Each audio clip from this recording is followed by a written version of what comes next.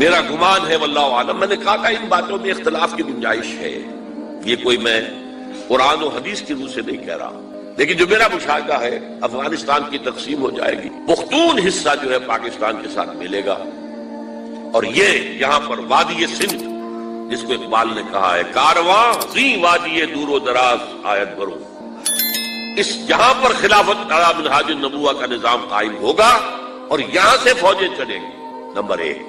Number دو، عرب کے ریگزار میں 15ویں صدی کے مجدد کا ظہور ہو جائے گا۔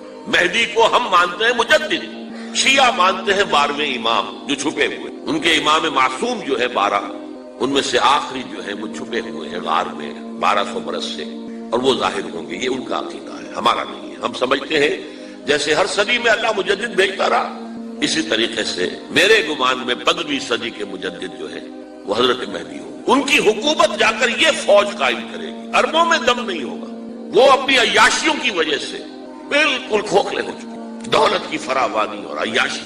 یہ بھی سننے میں آتا ہے دروغ برگردن راوی کہ اگر کوئی فوجی قافلہ ان کا چل رہا ہوتا ہے تو وہ بجائے ٹرکوں میں بیٹھنے کے وہ اپنی کاروں میں بیٹھ کے ساتھ ساتھ چلتے ہیں، وہ ٹرک خالی چل رہے ہوتے ہیں، ٹرک کی سختی جو ہے، سخت سیٹ جو ہے برداشت کرنا ان کے بس کا روگ نہیں ہے۔ یعطون للمہدی، یعنی سلطان ہو، اس کی حکومت کو مستحکم کرے گا۔ پھر حضرت مہدی کی طرف سے شروع ہوگا معاملہ جہاد، اور یہ سارا جو ملک چھوٹ ہم مسلمانوں کے ہاتھ سے نکل گئے تھے یہ واپس لے۔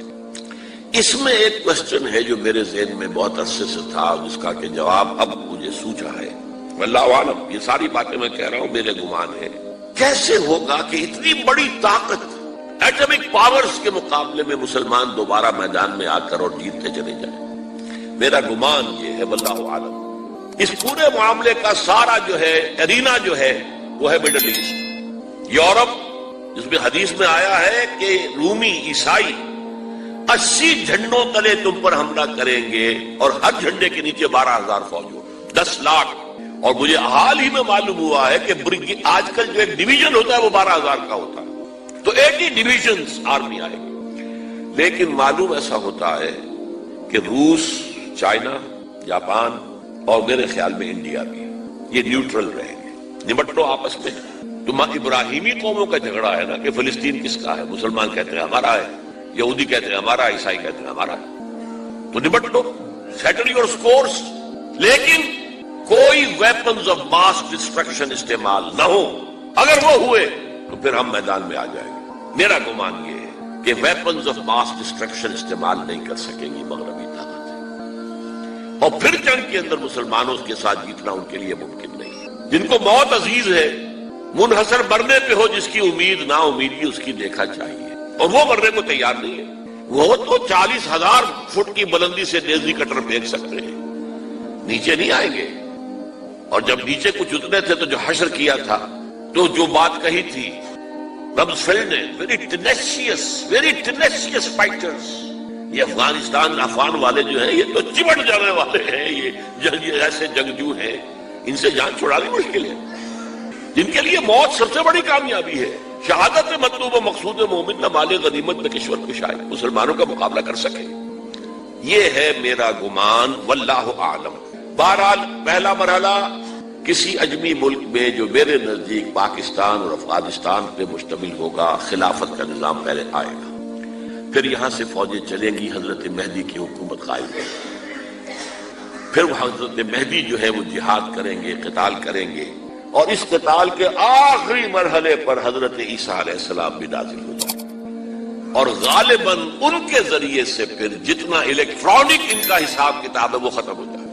حضور نے فرمایا ان کی آنکھوں میں ایسی تاثیر ہوگی جہاں تک نگاہ جائے گی یہودی پگھل جائیں گے، کوئی بہت بڑا لیزر ہوگا، اور ظاہر بات ہے کہ ان کے یہ ہتھیار جو ہیں ان کا مقابلہ تو مسلمان نہیں کر سکتے، اور نہ ابھی آپ کو 100 برس بھی یہ سوچ سکتے ہیں کہ کوئی مسلمان ملک اتنی ترقی کر سکتا ہے کہ ان کے مقابلے میں پہنچ جائے ان ہتھیاروں کے معاملے میں۔ تو یہ اصل میں جو شخص سراپا معجزہ تھا، حضرت عیسیٰ جو ہے سراپا معجزہ، پیدائش معجزہ، آسمان پر اٹھایا جانا معجزہ، خلق حیات، بنایا مٹی کا پرندہ، پھونک ماری اڑنے لگا، احیاء موتا، مردہ کو کہا اٹھو قم باذن اللہ، اٹھ گیا چلنے لگا، مادرزاد اندھے کے آنکھ پر ہاتھ پھیری اور اس کو آنکھیں اللہ نے دے دی، کوڑی کے جسم پر ہاتھ پھیرا اور کوڑ صاف. اس سے بڑے معجزے تو کسی کو دیے ہی نہیں گئے. سراپا معجزہ. وہی آ کر آخری جو بھی ہوگا معاملہ اس کے اندر حضرت عیسیٰ کی معجزاتی شخصیت جو ہے در حقیقت وہ فیصلہ کن. میرے نزدیک یہ ہیں وہ چیزیں جس کی بنا پر میں سمجھتا ہوں کہ حالات جو ہیں جدھر جا رہے ہیں. حضرت عیسیٰ کے آنے کے بعد دو نتیجے نکلیں گے. عیسائیوں کا مذہب ختم ہو جائے گا. حدیث میں آیا ہے کہ عیسیٰ آئیں گے یکسر الصلیب و یقتل الخنزیر. صلیب کو توڑ دیں گے. کیا مطلب؟ کہاں تم صلیب اٹھائے پھر رہے ہو؟ میں صلیب دیا ہی نہیں گیا. یہ سب تمہارا ایک من گھڑت قصہ ہے. مجھے تو اللہ نے پہلے اٹھا لیا تھا. وما قتلوه وما صلبوه. صلیب ہی پر کھڑی ہوئی ہے عیسائیت ساری کی ساری. اور خنزیر کو قتل کر دی. خنزیر تم نے کیسے حلال کر دیا اپنے لیے؟ کبھی اسلامی شریعت کے اندر موسیٰ کی شریعت میں حرام تھا. وہی موسیٰ کی شریعت میں تمہیں دے کر گیا تھا. Don't think I have come to destroy law. یہ لا تم پر نافذ رہے گا. گویا کہ عیسائی مذہب ختم ہو کر اسلام میں منتخب ہو جائے گا. یہودی ایک ایک ختم کر دیا. یہودی کیوں اس انجام کے مستحق ہیں؟ اللہ کا پرانا قاعدہ چلا آ رہا ہے. جس قوم کی طرف کسی رسول کو بھیجا اگر قوم نے بحثیت مجموعی رسول کا انکار کیا وہ ہلاک کر دی گئی. قوم نوح ہلاک ہوئی یا نہیں؟ قوم ہود عاد ہلاک ہوئی یا نہیں؟ قوم سمود جن کی طرف حضرت صالح بھیجے گئے. قوم شعیب عامورہ اور صدوم کی بستیاں آل فرعون. یہودیوں کی طرف حضرت عیسیٰ کو رسول بنا کر بھیجا گیا تھا. انہوں نے رد کر دیا. محمد رسول اللہ کو رد کر دیا صلی اللہ علیہ وسلم. یہ اس سزا کے مستحق ہو چکے ہیں لیکن وہ سزا ان کا رسول ہی ان کو آ کر دے گا. اسی لیے انہیں اٹھا لیا گیا. ایک پوز آ گیا ہے. مستحق تو ہو گئے تھے اسی وقت حضرت عیسیٰ کے زمانے میں کہ ہلاک کر دیے جائے. لیکن حضرت عیسیٰ کے زمانے میں حضرت عیسیٰ کو اٹھا لیا اور ان کا معاملہ جو ہے وہ ملتوی کر دیا. جیسے کسی کو پھانسی کی سزا تو ہو جائے لیکن ابھی ایگزیکیوشن نہیں ہوئی. ایگزیکیوشن جو ہے وہ ڈیفر ہو گئی. یہودی ختم, عیسائیت ختم اور عیسائی سب مسلمانوں کے ساتھ شامل ہو کر ایک ملت واحدہ بن جائیں گے. اچھا, یہ جو میں نے کہا ہے کہ یہ امریکہ نے جو مجاہدین کی قیادت تھی اسے آپس میں لڑا کر پھر یہاں سے بھاگ جانے کے اندر آفیت سمجھی. اس کی وجہ یہ تھی امریکہ کو اندیشہ تھا کہ یہ لوگ پڑھے لکھے جدید تعلیم یافتہ ہیں.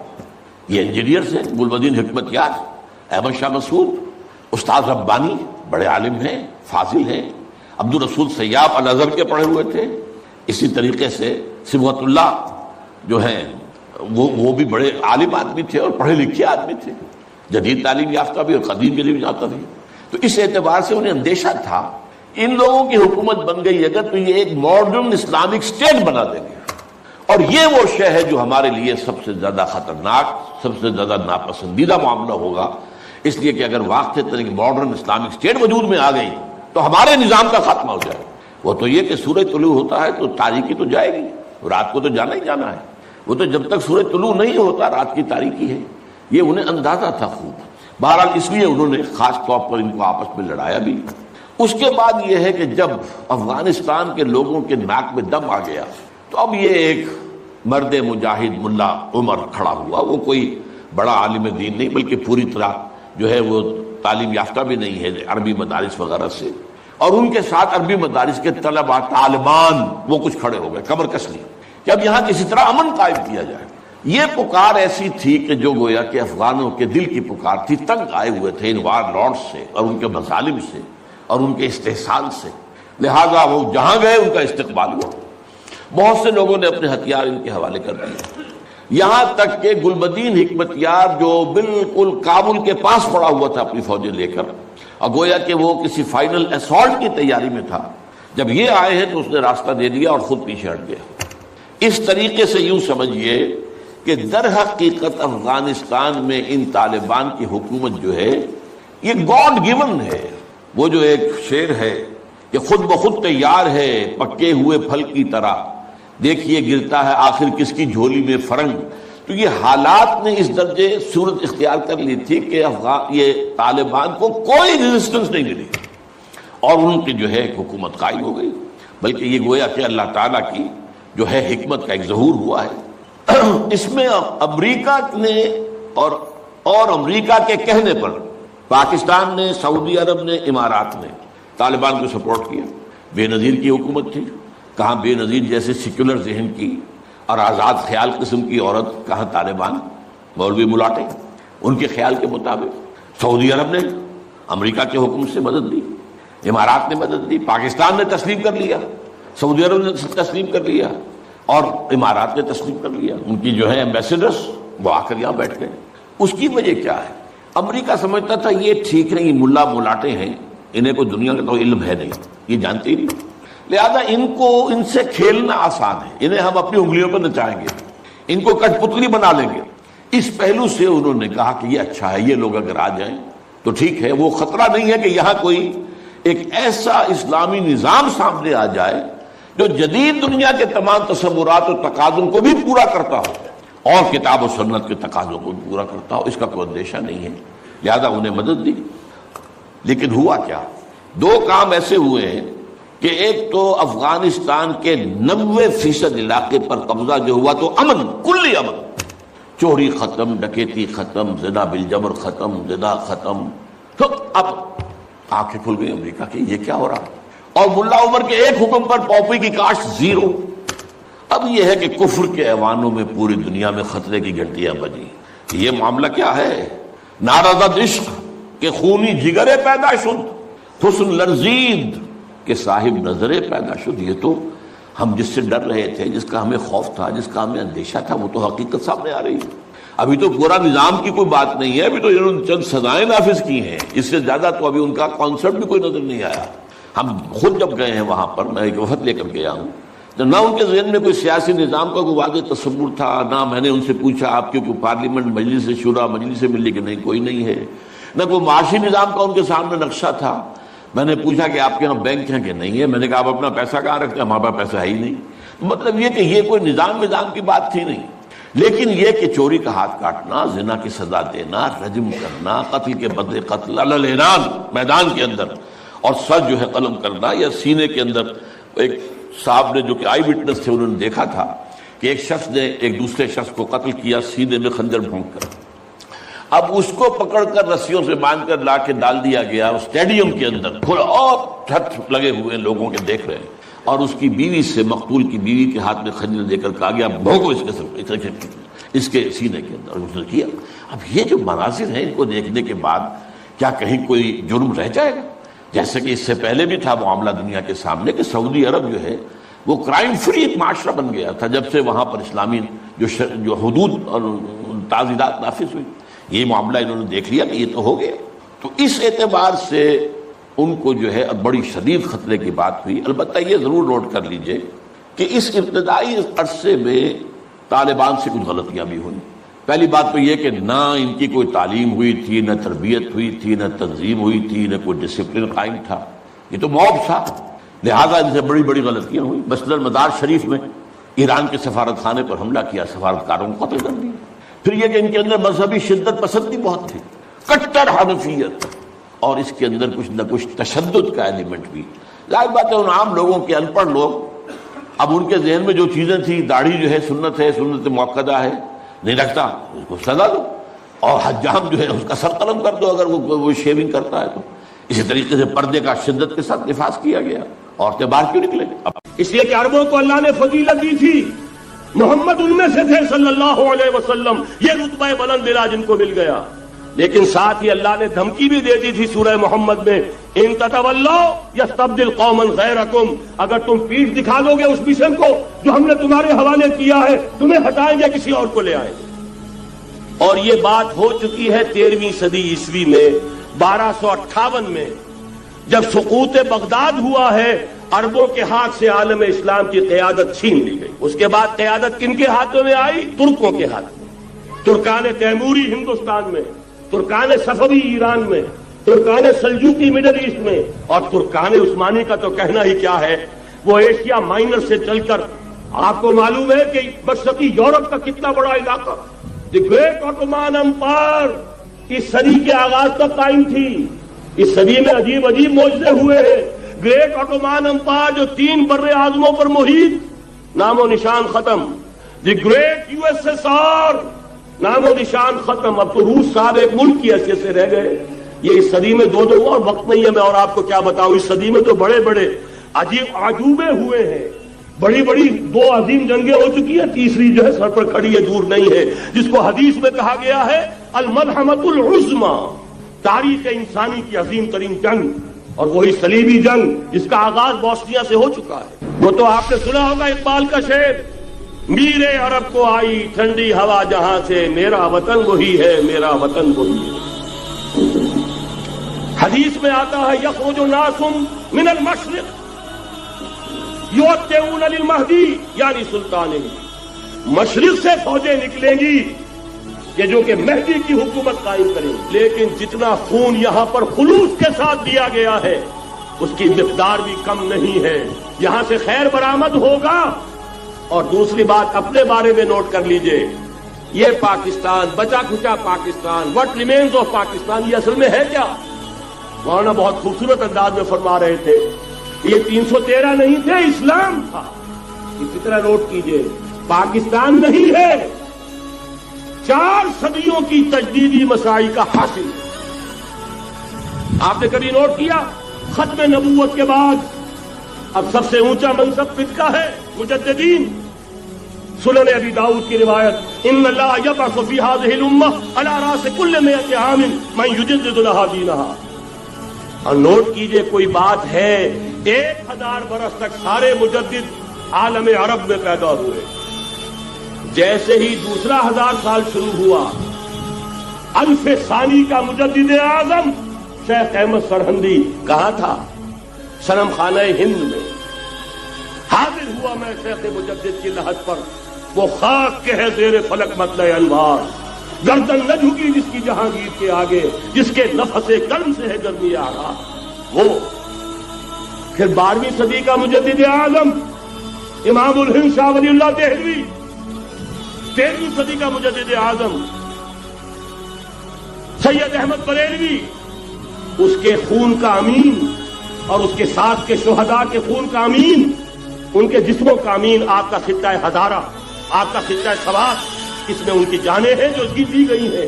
اور وہ نہایت میں عرض کر دوں، دور صحابہ کے بعد اتنا خالص اسلامی جہاد پوری مسلمان تاریخ میں نہیں ملے گا جتنا وہ تحریک شہید کا۔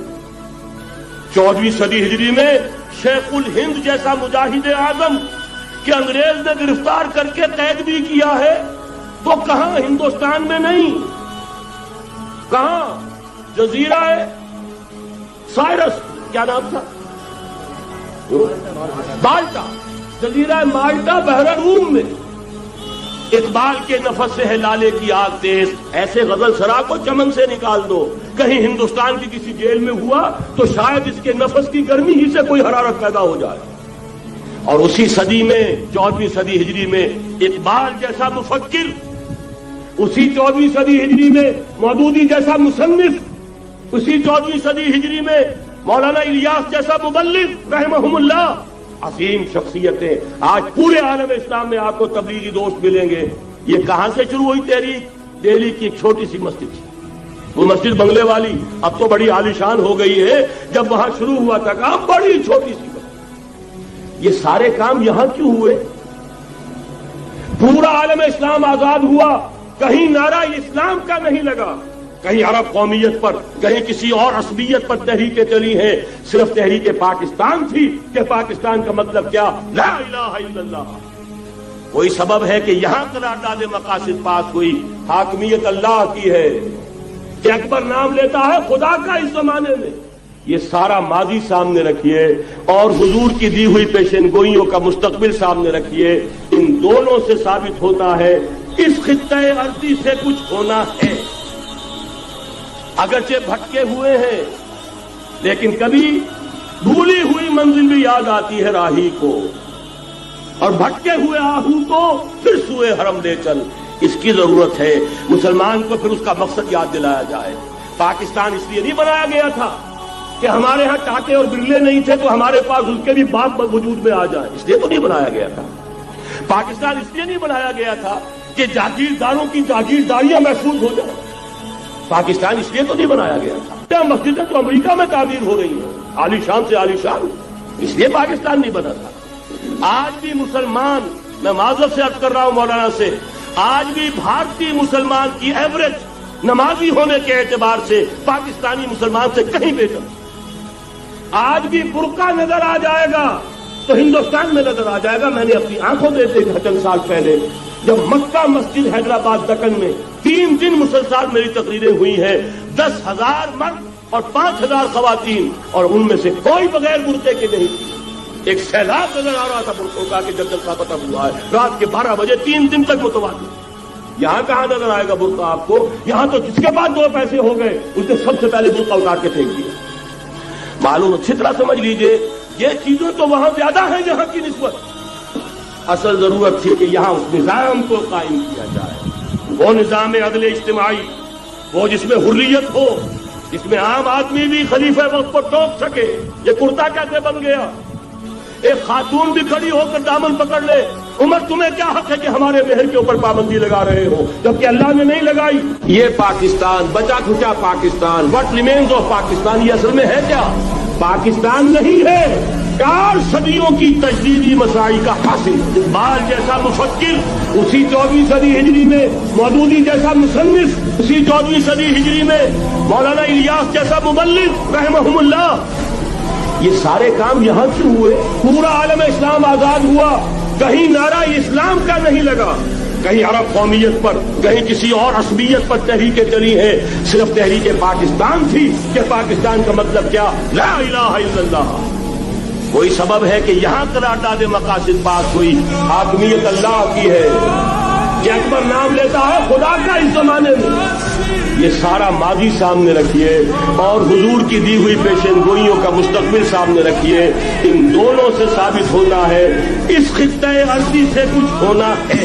یہ نہیں میں کہہ سکتا ان ادریہ قریب بعید ما توعدون, یہ میں نہیں کہہ سکتا, یقین کے ساتھ جانتا ہوں کہ آئے گا, لیکن یہ کہ اس کے بعد بھی یہیں سے بول بالا ہوگا. جو یہودی ورلڈ آرڈر کی نگاہوں میں کھٹک رہا ہے, میں کھٹکتا ہوں دل یزداں میں کانٹے کی طرح. اگرچہ ان کی اسٹریٹجی کیا ہے, ایک ایک کر کے ان کے حصے بکھرے کر کے تیا پانچا کرو. ابھی وہ بلاک کون سا ہے؟ ایران ہے, افغانستان ہے, پاکستان ہے, اور روسی ترکستان سے آزاد ہونے والی جو ریاستیں ہیں, یہ ایک سالڈ بلاک. یہ عجمی مسلمان ہے, عربی نہیں, عربی گئے, یہ نوٹ کر لیجئے. اس لیے کہ عربوں کو اللہ نے فضیلت دی تھی, محمد ان میں سے تھے صلی اللہ علیہ وسلم, یہ رتبہ بلند ملا جن کو مل گیا. لیکن ساتھ ہی اللہ نے دھمکی بھی دے دی تھی سورہ محمد میں, ان تتولوا یستبدل قوما غیرکم, اگر تم پیٹھ دکھا دو گے اس مشن کو جو ہم نے تمہارے حوالے کیا ہے, تمہیں ہٹائیں گے, کسی اور کو لے آئیں گے. اور یہ بات ہو چکی ہے 13ویں صدی عیسوی میں, 1258 میں جب سقوط بغداد ہوا ہے, عربوں کے ہاتھ سے عالم اسلام کی قیادت چھین لی گئی. اس کے بعد قیادت کن کے ہاتھوں میں آئی؟ ترکوں کے ہاتھ میں. ترکان تیموری ہندوستان میں, ترکان صفوی ایران میں, ترکان سلجوقی مڈل ایسٹ میں, اور ترکان عثمانی کا تو کہنا ہی کیا ہے, وہ ایشیا مائنر سے چل کر آپ کو معلوم ہے کہ مشرقی یورپ کا کتنا بڑا علاقہ. دی گریٹ آٹومان امپائر اس صدی کے آغاز تک قائم تھی. اس صدی میں عجیب عجیب معجزے ہوئے ہیں. گریٹ آٹومان امپائر جو 3 بر اعظموں پر محیط, نام و نشان ختم. The great U S S R, نام و نشان ختم. اب تو روس صاحب ایک ملک کی حیثیت سے رہ گئے. یہ اس صدی میں 2 اور وقت نہیں ہے میں اور آپ کو کیا بتاؤں. اس صدی میں تو بڑے بڑے عجیب عجوبے ہوئے ہیں, بڑی بڑی 2 عظیم جنگیں ہو چکی ہیں, تیسری جو ہے سر پر کھڑی ہے, دور نہیں ہے, جس کو حدیث میں کہا گیا ہے الملحمۃ العظمی, تاریخ انسانی کی عظیم ترین جنگ, اور وہی صلیبی جنگ جس کا آغاز بوسنیا سے ہو چکا ہے. وہ تو آپ نے سنا ہوگا اقبال کا شعر, میرے عرب کو آئی ٹھنڈی ہوا جہاں سے.